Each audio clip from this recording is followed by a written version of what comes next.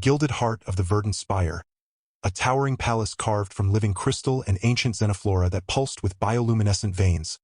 Queen Devourer ruled the silvery dominion with a spine of obsidian and eyes like frozen emeralds. Her skin shimmered the deep jade of jungle canopies at twilight, her hair a cascade of silvery white strands that moved as if stirred by unseen winds. She had conquered star systems, brokered peace with plasma-fanged warlords, and once shattered a rebellion by singing a single note that liquefied bone. Yet for all her power, she could not bend the will of her only daughter, Princess Zanara, nor could she tolerate her. Zanara was soft where her mother was sharp, dreamy where Devourer was calculating. While the queen strategized galactic annexations, Zanara sketched constellations in the palace gardens, whispering to the moonblooms that unfurled only under twin suns. She wore no armor, carried no plasma blade, and once wept for 3 days after a sky serpent was euthanized for attacking a nursery pod. To Devourer, this was not compassion, it was weakness. And weakness in the Dominion was a slow death disguised as mercy. So when the human Concordat offered a fragile truce after decades of brutal desert warfare across the dunes of Xyrus 7, Devourer saw not diplomacy, but disposal. She would bind the alliance with blood, and sacrifice her daughter to do it. "You will marry their envoy," she declared one evening, her voice slicing through the humid air of the throne room like a vibra knife. "A human male, name of Joran Vale. He's tolerable, strong jaw, clean teeth, doesn't smell of decay, which is more than I can say for most of his kind." Zanara's white hair trembled. "Mother, I don't even know him." "You will," Devourer said coldly. "And if you fail to produce heirs or uphold the treaty, I will dissolve your genetic line myself. Consider this your final chance to be useful."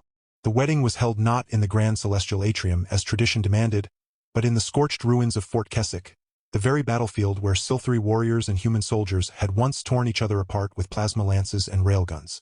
Dust still clung to the air, and the bones of the fallen were barely buried beneath sandstone slabs. Joran stood waiting in a simple black tunic, his dark eyes scanning the horizon as if expecting an ambush. He was broad-shouldered but lean, with sun-weathered skin and a quietness that unsettled the silvery courtiers. When Zanara approached, veiled in iridescent silk, he didn't bow.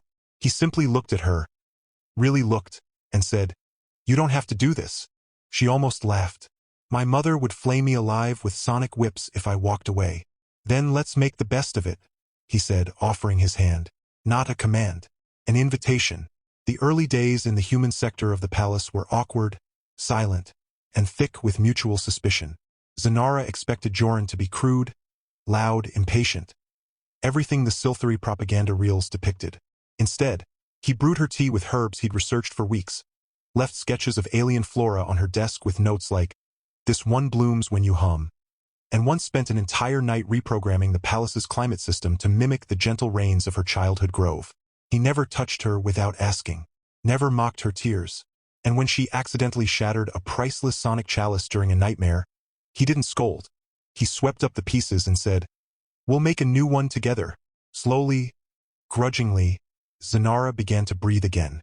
Meanwhile, Queen Devourer watched from her crystalline spire, seething. Reports came in. The princess laughed now. She walked beside her human without flinching. She even defended him in council when a silvery general called him a hairless ape with delusions of parody. Devourer scoffed. "Infatuation," she muttered. "Temporary. Hormones. It will pass." But it didn't. Years flowed like desert winds. Joran learned the silvery tongue, not just the formal dialect but the ancient songs Zanara's nursemaids once sang. Zanara mastered human engineering, helping design hybrid energy cores that ran on both plasma and solar fusion. Together, they rebuilt Fort Keswick, not as a fortress, but as a university where silvery and human children studied side by side, their laughter echoing where gunfire once roared. They called it the Bridge of Two Skies. And then came the child. Lyra was born under a blood moon, her skin a soft olive hue, her hair a startling silver white like her mother's, but with streaks of chestnut at the roots, Joran's legacy. She babbled in both languages before she could walk, and when she cried, only the combined hum of a silvery lullaby and a human folk tune would soothe her. Devourer visited once, expecting to feel disgust. Instead, she found herself mesmerized by the infant's eyes, one gold like Joran's, one green like her own bloodline. She left without a word, but the next day, A cradle carved from moon ivory appeared in the nursery, engraved with the royal crest. Still, peace was fragile. Rumors spread of a splinter faction within the Dominion, the verdant purists, who believed the alliance was a betrayal of Silthery purity. They called Zanara the tainted bloom and Joran the parasite king. Then came the bombing. It happened during Lyra's third birthday celebration in the bridge's central courtyard. A drone, cloaked in biomimetic camouflage, detonated above the cake table. Shrapnel tore through silk banners and shattered the glass dome overhead. Joran threw himself over Zanara and Lyra, taking the brunt of the blast on his back. He survived, but barely. His spine was fractured, his left arm paralyzed, and for weeks, he drifted in and out of consciousness in the med bay, hooked to machines that beeped like anxious birds. Zanara didn't sleep. She sat by his side, weaving healing chants into the sterile air, her white hair growing dull with exhaustion. When he finally opened his eyes, his first words were, "Did they hurt Lyra?" "No," she whispered, tears finally falling. "She's safe." "Good," he rasped. "Then we fight back." And fight they did, not with armies, but with truth. While Joran recovered, Zanara used her royal access to expose the purists' funding trails, revealing they'd been backed by a rival star system hoping to destabilize the Concordat. She broadcast the evidence across every network, her voice steady, her green skin glowing with righteous fury. "You call yourselves purists," she declared, "but you are cowards who hide behind ideology while children bleed. My husband bled for this peace. My daughter dreams in two tongues. And I am no longer your princess. I am your reckoning." The public turned. Even Velara's loyalists wavered. The queen summoned Zanara to the obsidian chamber, the room where traitors were usually sentenced to neural dissolution. But when Zanara entered, Velara was not seated on her throne. She stood by the window, watching the twin suns set over the desert. "You've made a mess of everything," she said, voice uncharacteristically thin. "I've built something better," Zanara replied. Velara turned. Her emerald eyes searched her daughter's face. The same face she'd once deemed useless, now hardened by love and loss and purpose. "He could have taken you for a trophy, used you, broken you. He asked me to build with him," Zanara said softly, "not conquer." A long silence stretched between them, thick as desert fog. Then, with a sigh that sounded like tectonic plates shifting, Velara said, "The purest leader, he's in the lower vaults." Interrogation failed. "He won't speak." Zanara nodded. "I'll handle it." That night, she didn't bring whips or truth serums. She brought Lyra. The purist, a gaunt elder named Corin, sneered when they entered his cell. "The mongrel child," he spat. "Proof of your betrayal." Zanara placed Lyra on the floor. The little girl toddled toward Corin, unafraid, and held out a small, glowing flower she'd picked from the palace gardens. "Puedi," she said. Corin froze. The flower was a moon petal, extinct for centuries, thought lost when the Silthery homeworld's forests burned during the Great Scourge. "Impossible," he whispered. "Joran grew it," Zanara said, "from a seed my grandmother hid in her locket. He spent 3 years cross-pollinating it with earth flora until it bloomed again. He didn't do it for war. He did it because I missed home." Corin's hands trembled. Tears welled in his eyes, something no torture had achieved. I only wanted to protect our ways." "And you nearly destroyed them," Zanara said gently. "But it's not too late to help rebuild." She didn't imprison him. She gave him a plot of land near the bridge and asked him to tend the moon petals. Word spread. The rebellion crumbled not with fire, but with forgiveness. Joran returned to public life 6 months later, walking with a cane but standing taller than ever. At the grand reopening of the bridge's eastern wing, a library housing both Silthery star maps and human poetry, he stood beside Zanara as she unveiled a new mural. A green-skinned woman with white hair and a human man with sun-browned skin, their hands clasped over a child who held a moon petal in one hand and a human storybook in the other. Below it, carved in both languages, read, "Strength is not in purity, but in union."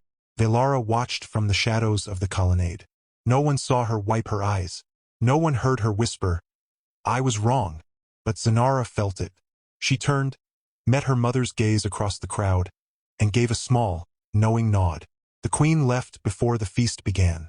But the next morning, a royal decree was issued. The verdant spire would open its archives to human scholars. And for the first time in centuries, the throne room would host a joint coronation. Not of a queen, but of a co-regency. Years turned. Lyra grew into a fierce, brilliant girl who could recalibrate a plasma core before breakfast and recite Silthery epics backward by lunch. Joran taught her to box. Zanara taught her to sing the stars into alignment. They expanded the bridge into a full-city New Keswick, where Silthery bioarchitecture spiraled around human steel, where children played tag between hoverbikes and vine-swinging platforms, where love wasn't a political tool but a daily choice. And through it all, Velara changed. Slowly, painfully, she began attending Lyra's school plays, sitting in the back row, clapping too loudly. She gifted Joran a ceremonial dagger, not to kill, but to cut the ribbon at the new hospital. Once, during a sandstorm, she even let Zanara braid her hair, her hands surprisingly gentle. But peace, as always, was a fragile thing. Rumors stirred again, this time from beyond the Concordat's borders. A new empire, the Cthar Hegemony, had emerged from the galactic rim, devouring neutral systems with biomechanical warships that consumed planets like fruit. Their emissary arrived unannounced at the verdant spire, a towering figure clad in black chitin, voice like grinding stone. "Surrender your hybrid city," it demanded, "or we will unmake it molecule by molecule." The council panicked. Some urged retreat. Others whispered of preemptive strikes. But Zanara and Joran stood together before the throne, Lyra at their side. "We will not run," Zanara said. "We will not break," Joran added. "And we will not let fear dictate our future," Lyra declared, her voice small but steady. Velara rose from her throne. For the first time, she did not speak as a conqueror, but as a grandmother. "Then we fight," she said. "Not as Silthery, not as humans, but as New Keswick." The war that followed was brutal. Cthar warforms tore through orbital defenses like paper. Their bioplagues turned crops to ash and made metal weep rust. But New Keswick had something the Hegemony didn't understand: unity. Human engineers and Silthery biomages worked in tandem, creating shield generators powered by shared song and solar resonance. Children carried messages through tunnels only they could navigate. Elders shared forgotten battle hymns that disrupted Cthar neural networks. In the final siege, as the Hegemony's flagship loomed over the city like a black moon, Joran and Zanara led a suicide mission. Not to destroy, but to infiltrate. Using Lyra's hybrid DNA, they bypassed the ship's biolocks and uploaded a virus crafted from Silthery memory roots and human AI logic. The ship didn't explode. It bloomed. Vines of light erupted from its hull, transforming the war machine into a floating garden that drifted peacefully into the void. The Hegemony retreated, confused, humbled. Victory was sweet, but costly. Joran's old wounds reopened. Zanara lost her left eye to a plasma shard, replacing it with a lens that showed both thermal and emotional auras. Lyra, now 12, bore the weight of leadership too soon. Yet in the quiet after the storm, they gathered on the palace balcony. Velara, Zanara, Joran, and Lyra, watching the twin suns rise over a city that should never have existed, but did. "I never believed it could work," Velara admitted, her voice rough. "A human and a Silthery. Love, partnership, it seemed absurd." Joran smiled. "Turns out, absurd things often change the galaxy." Zanara leaned into him, her white hair catching the dawn light. "We didn't just survive, Mother. We thrived." Velara looked at Lyra, who was sketching the sunrise in a notebook, humming a tune that blended human jazz and Silthery star chants. "Yes," the Queen said softly, "you did." And for the first time in her long, ruthless life, Velara felt not pride in power, but pride in love. But the galaxy is vast, and peace is never permanent.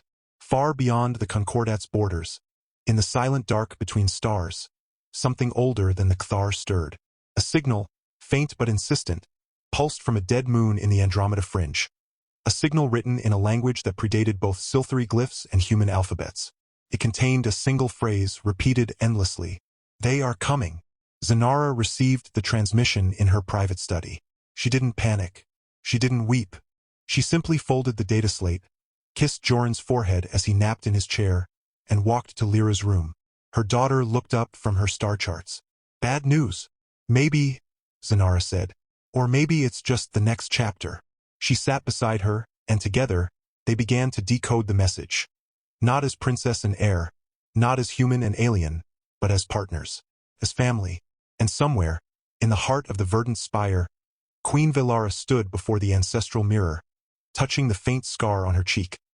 a wound from a human bullet, decades ago. She smiled, just slightly. "Let them come," she whispered to the stars. "We are ready." The signal from Andromeda didn't just whisper, it echoed through the bones of the galaxy. Within weeks, every major system reported anomalies. Navigation arrays glitching, quantum comms dissolving into static, and worst of all, the moon petals, those rare blooms symbolizing unity, began to wither overnight, their petals curling into blackened spirals as if scorched by invisible fire. Scientists called it a bioresonance collapse. Joran called it a warning. Zanara called it a summons. Then came the stranger. He arrived not in a warship or a diplomatic shuttle, but on foot, walking out of the Zyrus 7 dunes at dawn with no armor, no weapon, and skin the color of storm clouds. Deep violet, almost black, threaded with silver veins that pulsed faintly in the light. His hair was white as bone, his eyes twin pools of molten gold, and his ears tapered to elegant points that twitched at the slightest sound. He wore tattered robes stitched with constellations no one recognized, and around his neck hung a pendant shaped like a broken ring. He collapsed at the gates of New Keswick. Lyra found him first. Against all protocol, she'd snuck out to check on the dying moon petals and stumbled upon the unconscious figure half buried in red sand. She didn't hesitate.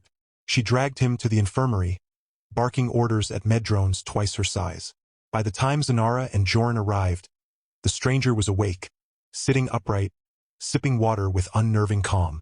"You're not Silthery," Zanara said, arms crossed, her cybernetic eye flickering through spectral scans. "And you're not human." "No," he replied, voice like wind through ancient ruins. "I am Valus of the Orinth, the last of my kind." The name meant nothing to them until Velara entered the room. Her breath caught. Her claws, usually retracted, snapped out with a sharp click. "Orinth?" she whispered, as if the word itself might shatter the air. "They were erased 10,000 cycles ago, purged by the first Concord." Valus smiled sadly. "Erased, yes, but not extinct. We hid, in the folds between stars, in the silence behind time." He explained that the Orinth were the original architects of galactic harmony, the ones who seeded early civilizations with language, art, and the concept of empathy. But their greatest creation, the Nexus Ring, was stolen by a rogue faction that twisted it into a weapon. The Devourer core, capable of unmaking reality by severing the bonds between species, cultures, even atoms. The core had been dormant for millennia, until someone reactivated it. "And who did that?" Joran asked, leaning on his cane, eyes narrowed.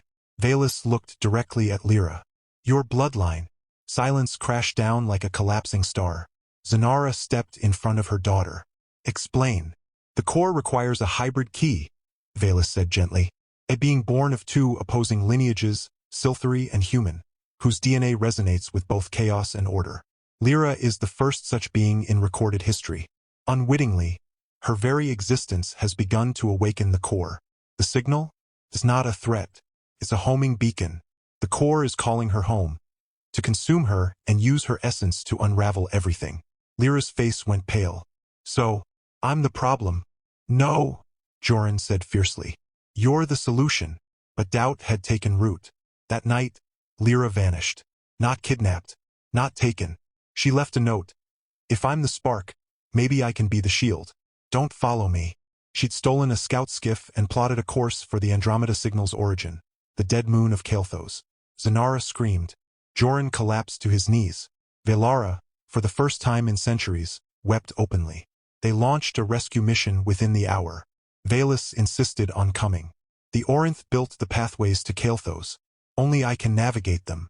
The journey was a nightmare. Space itself seemed to reject them. Stars blinked out as they passed. Time dilated, hours stretched into days, then snapped back. Joran aged a decade in a single sleep cycle. Zanara's cybernetic eye began showing visions of alternate realities. One where she'd refused the marriage, another where Joran died on their wedding day, a third where Lyra ruled a galaxy of ash. When they finally reached Kael'thos, they found not a moon, but a hollow shell, a perfect sphere of obsidian orbiting a dead star. At its center floated the Nexus Ring, now corrupted into a jagged, spinning maw of dark energy. And standing before it, arms outstretched, was Lyra. She wasn't fighting it. She was singing to it. Her voice, half silthery harmonic resonance, half human melody, was weaving a counterfrequency into the core's chaos. but it was tearing her apart. Blood trickled from her nose, her eyes flickered between gold and green, and her skin shimmered with unstable energy. "Lyra, stop!" Zanara cried, rushing forward. But Valus held her back. "She's stabilizing it. If you interrupt her, the core detonates." Joran stared at the girl who was both his daughter and something more. "Then we join her." And so they did. Zanara began the ancestral Silthri chant of binding, the same one she'd once used to heal Joran's wounds. Joran added a human lullaby his grandmother had sung, its simple notes grounding the cosmic storm. Velara, trembling, contributed the royal blood oath of sacrifice, her voice cracking with emotion she'd buried for lifetimes. And Valus wove it all together with the Orinth song of becoming, a melody so ancient it predated stars. Lyra's song grew stronger. The core shuddered. Cracks of light appeared in its darkness. For a moment, hope bloomed. Then the ground split open. From the moon's core rose a figure clad in shifting armor of liquid shadow. Tall, faceless, radiating pure entropy. The Devourer. Not a machine. Not a being. A sentient void that fed on division. "You cannot unite what was never meant to be," it hissed, its voice the sound of galaxies dying. "Hybrid. Abomination. You will be unmade." It lunged for Lyra. Joran threw himself in its path. The shadow arm plunged through his chest. But instead of blood, light erupted from the wound. Human light. Stubborn, warm, defiant. "You don't get to decide what's meant to be," he gasped, gripping the Devourer's arm with both hands. "Love decides." Zanara screamed his name as his body began to dissolve into photons. But Lyra understood. She stopped singing and stepped into the core. The explosion of energy blinded them all. When vision returned, the core was gone. The moon was whole again, green shoots already pushing through the obsidian surface. And floating above it, radiant and calm, was Lyra, her body now glowing with soft, golden-green light, her hair streaked with starlight. Joran was gone, or so they thought. Back on New Keswick, during the morning rites, a single moon petal bloomed in the center of the courtyard, its petals shimmering with human fingerprints and silthery glyphs intertwined. And when Zanara touched it, she heard his voice, not in her ears, but in her bones. "I'm still here, in the bridge, in the bond, in her." Lyra never spoke of what happened inside the core, but she began building something new, a vessel unlike any before. Not a warship, not a colony, a living ark, grown from silthery crystal, human steel, Orinth memory wood, and the very soil of Kael'thos. She called it the Promise. Valus stayed. He taught the children of New Keswick the old songs. Velara, humbled and changed, abdicated her throne. Not to Zanara, but to a council of elders, humans, and youths, with Lyra as its guiding voice. But peace, as always, wore a disguise. One evening, as Zanara walked the palace gardens, she found Valus staring at the stars, his golden eyes distant. "You knew, didn't you?" she asked. "That Joran would die." He didn't deny it. The core demanded a sacrifice of pure unity. Only a love that had weathered war, doubt, and time could break its hunger. His choice was always part of the song. She wanted to hate him, but she saw the grief in his eyes, older than galaxies. Then came the final twist. While cataloging Orinth relics, Lyra discovered a hidden chamber beneath the verdant spire. Inside lay a stasis pod, humming softly, and inside that pod was another Joran. Not a clone, not a copy, the original, preserved the moment the shadow arm struck him, his consciousness suspended between life and light. Valus had placed him there during the chaos on Kael'thos, hoping the core's energy could one day restore him. "But the core is gone," Zanara whispered. Lyra smiled, her starlit eyes gleaming. "Not gone, transformed. It's inside me now, and I know how to bring him back." The process would take years. It would require channeling the core's energy through her own body, risking her life with every pulse. But she didn't hesitate, because love, they had learned, wasn't just a feeling. It was a force, a rebellion, a bridge across the impossible. And as the twin suns set over New Keswick, Zanara held her daughter's hand, watching the first true rain in decades fall over the desert. A rain that carried the scent of moon petals, human soil, and something new, something hopeful. Far above, in orbit, the Promise waited, its hull already whispering with the dreams of those who would one day sail it. Not to conquer, but to connect. And in the quiet, Velara stood alone on the highest balcony, a single white hair from her daughter caught in her palm. She closed her fist, not in anger, but in awe. The useless daughter had saved them all, and the human she'd despised? He'd become the heart of a new galaxy. Somewhere in the dark between stars, the Devourer's remnants stirred again. But this time, it did not hunger. It remembered, and in remembering, it began to heal. Years passed like desert winds, sometimes gentle, sometimes howling, but always moving forward. Lyra, now a young woman with eyes that held the quiet wisdom of two worlds and the fierce spark of a third, completed the final phase of her work. Deep within the heart of the promise, suspended in a cradle woven from silthery biolattice and human neural mesh, Joran's body lay still, but no longer empty. The core's energy, now tamed and transformed into a river of golden green light, flowed through him, guided by Lyra's will, her voice, her love.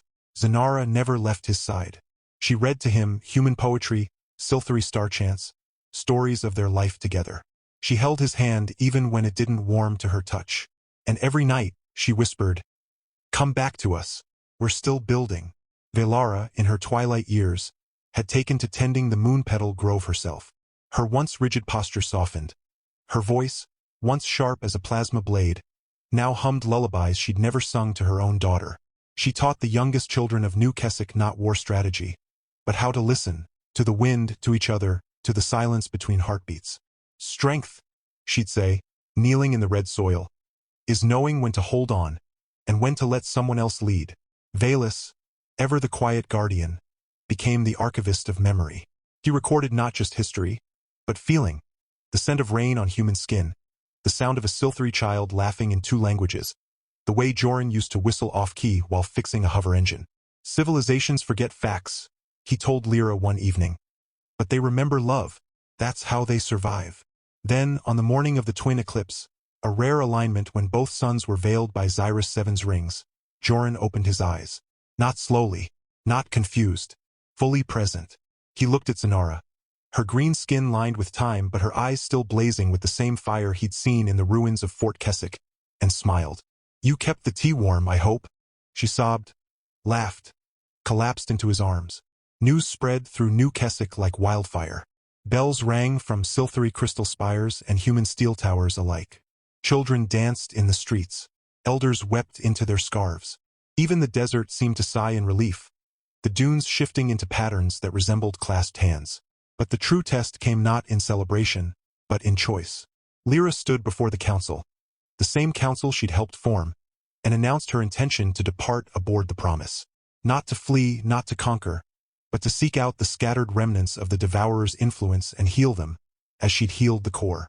"It's not evil," she explained. "It's wounded, and wounds left untended fester." Joran, still weak but resolute, stood beside her. "We go together." Zanara didn't argue. She knew this was their destiny, not as victims of fate, but as its architects. The launch was unlike any before. No fanfare, no war drums, just a quiet gathering at the spaceport, where families embraced, promises were exchanged, and Velara placed a single moon petal in Lyra's palm. "You carry more than your father's courage," she said. "You carry my regret, and my hope." Lyra kissed her grandmother's forehead. "Then I'll make sure both bloom." As the Promise ascended, its hull shimmering with living light, the people of New Keswick watched, not with fear, but with faith. They knew this wasn't an ending. It was a continuation. Aboard the ship, Joran stood at the viewport, Zanara beside him, Lyra at the helm. Behind them, Valus monitored the Orinth navigation charts, his golden eyes reflecting the stars. "Where to first?" Zanara asked. Lyra smiled. "Wherever someone's forgotten they're not alone." And so they sailed not into darkness, but into possibility. Years turned to decades. The Promise became legend. It appeared on dying worlds, not with armies, but with seeds, songs, and stories. It mended rifts between species who'd warred for centuries. It taught that difference wasn't weakness, it was the raw material of harmony. Back on Zyrus 7, New Keswick flourished. Human and silthery children grew up speaking both tongues, dancing to blended rhythms, dreaming in hybrid constellations. The verdant spire, once a symbol of isolation, now pulsed with shared laughter. And in its highest garden, Velara sat each evening, watching the twin suns set, a cup of human tea steaming in her hands. She never saw her daughter or granddaughter again in the flesh, but she felt them. In the wind that carried moon petal pollen across the desert, in the hum of the city's hybrid engines, in the quiet strength of the children who called her Grandmother Star. When she passed, it was peacefully, in her sleep, her white hair braided with green ribbons by the youngest students of the bridge. They buried her not in a tomb, but beneath a newly planted moon-petal tree, its first bloom the color of jade and gold. Far beyond the galaxy, the promise drifted into the Andromeda fringe, where the last echo of the Devourer lingered, a whisper of sorrow in the void. Lyra stepped onto the surface of a dead moon, now green with life, and sang the song of becoming. The void trembled, then sighed, and from its heart bloomed a single flower, petals black as space, edged with starlight. Joran took Zanara's hand. "We did it." "No," she said softly. "We're still doing it." And in that moment, across 1,000 worlds, 1,000,000 hearts beat in sync. Not because they were the same, but because they chose to listen to each other. The alien queen who once forced her useless daughter to marry a human lived long enough to see her greatest mistake become her legacy. And in the end, she didn't regret the marriage. She blessed it, for from that union rose not just a family, but a future, where love was the strongest armor, compassion the sharpest weapon, and home was wherever two souls chose to build it together. And so, under twin suns and endless stars, they lived, not just happily, but meaningfully, fiercely, and forever entwined, human, Siltheri, Orinth, and all who dared to believe that the most powerful force in the universe was not conquest, but connection. In the quiet years that followed, Joran and Zanara never left each other's side. They returned to New Keswick after their final voyage, their hands still clasped as they had been on their wedding day in the desert ruins. Their home was a modest villa woven into the living branches of a moon-petal tree, its walls humming with the memories of laughter, arguments, lullabies, and love. Mornings began with shared tea human black with Siltheri spice, and evenings ended with stargazing from their rooftop garden, where Lyra's childhood drawings still hung, preserved in crystal frames. Joran's limp never fully healed, but Zanara walked slower just to match his pace. She never minded the gray streaks in her white hair. He said they looked like starlight caught in snow. They watched Lyra become a legend, not through war, but through wisdom, guiding young diplomats, healing broken worlds, always returning to kiss her parents' cheeks before sailing off again. Holidays were loud, messy affairs filled with human pies and Siltheri resonance chimes, grandchildren of all species tumbling through the halls, calling them Grandfather Sun and Grandmother Bloom. Velara's throne remained empty, but her lessons lived on in every child who chose kindness over conquest. The verdant spire became a school, its halls echoing with bilingual songs and the clatter of tiny hover toys. When age finally softened their bones and dimmed their eyes, Joran and Zanara sat together on their favorite bench beneath the twin suns, fingers intertwined, hearts still beating in the same rhythm they'd found decades ago in a ruined fortress. And on the day Joran closed his eyes for the last time, Zanara whispered the first words he'd ever said to her. "You don't have to do this." She smiled through her tears. "But I wanted to." She joined him a season later, peacefully, in her sleep, her head resting on his old jacket. They were buried beneath the original moon-petal tree, its blossoms glowing softly all year round. Their story wasn't carved in stone or sung in epics. It lived in every handshake between species, every shared meal, every child who dared to love across difference.